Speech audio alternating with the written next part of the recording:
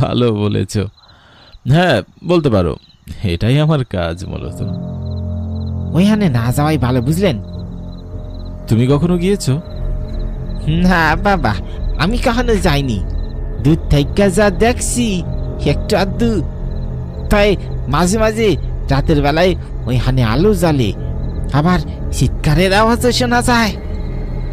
গল্প করতে করতে জাভেদের চায়ের দোকানে গিয়ে পৌঁছালাম। সেখানে গ্রামের মোড়ল মশাই সহ বেশ কয়েকজন বসে আছে।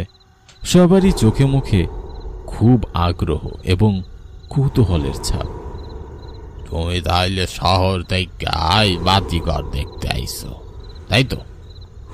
হ্যাঁ চাচা, আপনারা যদি বলতেন ওই লাইট হাউসের ব্যাপারে যা কিছু আপনারা জানেন, বেশ উপকার হতো।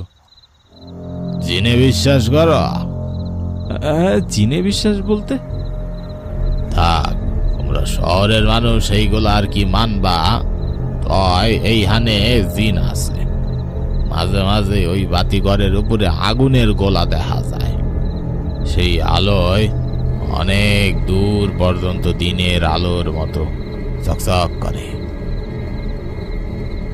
আমার দাদার মুখে শুনেছি কোনো এক জাহাজ নাকি ওইখানে এসে ডুবে গেছিল। তারপর ওই জাহাজের মৃত মানুষের আত্মারা ওই বাতিঘরটিতে আটকে পইরা যায়। আচ্ছা, ওই বাতিঘরটি কত আগের বলতে পারেন? শোনো বাবা, ওইটা ইংরেজ আমলের।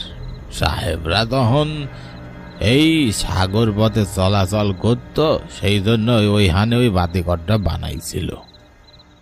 দেখুন, ভূত প্রেতাত্মা এগুলোতে আমি বিশ্বাস করি, আগেও আমি এর দেখা পেয়েছি। তাই বুঝি? তাহলে আমাদের বলো তোমার কিছু গল্প, আমরাও শুনি। আচ্ছা, আপনাদের তাহলে একটা ঘটনা বলি।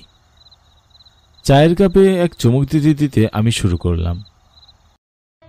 4 বছর আগে কাজের সুবাদে আমি নাম না জানা এক অজপাড়াগায় গিয়েছিলাম।